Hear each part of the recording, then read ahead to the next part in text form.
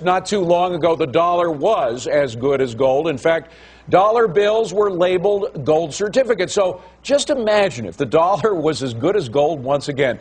If confidence is one of the failures of our financial system right now, would a gold standard restore the faith and confidence and allow us to move on? The loudest voice in favor of dumping the faith-based Federal Reserve System, going back to the gold standard, is Congressman Ron Paul. He joins us now by phone tonight. Good to hear you, Congressman. Thanks for coming in. Appreciate it. Thank you. Good to be with you. So tell us what the possibility, how would we go about going back to a gold standard?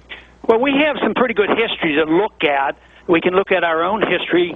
We went off the gold standard during the Civil War period, and gold price soared a couple $100 from $20.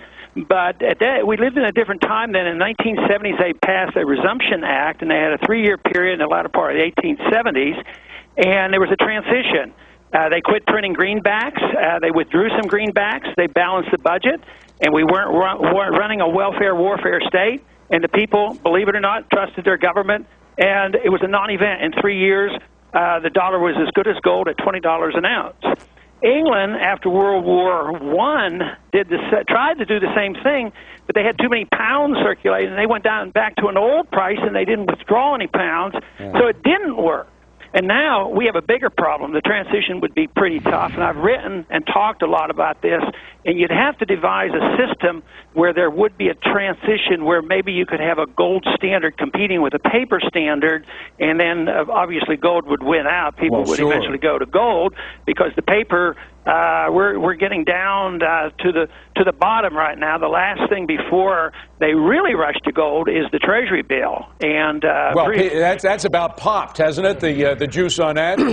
Yeah, you look at what the rates have done just recently. So if money quits flowing in there, or what if a few foreigners decide to dump some of that stuff, then the panic is uncontrollable. Then you're going to see gold, instead of being impressed with $20 a day, it might be $100 or $200 a day. I believe that is conceivable. All right. Well, let's see if we can get a close-up of what I'm holding in my hand right now. This is an old dollar. I don't know if you can see it. Can you get any closer than this? This is a silver certificate that was issued. I guess they stopped issuing them about 30, 40 years ago, something like that. But is this what you were envisioning, where a dollar bill that does have a signature? Dollar, after all, is a contract. There are 2 signatures in there, including the Treasury Secretary, and those signatures mean this is a contract, that a year from now, the money that you earn should be worth about as much, and if not, if you have any doubt about this, you can trade it in, and you can see up on top there it says silver certificate for gold or silver. Is that what you want again?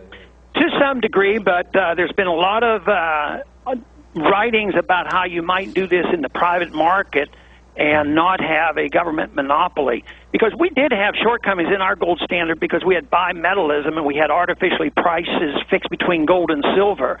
And you don't want that. You either have to be on a gold standard or a silver standard. But you could. Hayek has written about, baskets of currencies and having this work in the private market. A competing currency could be private.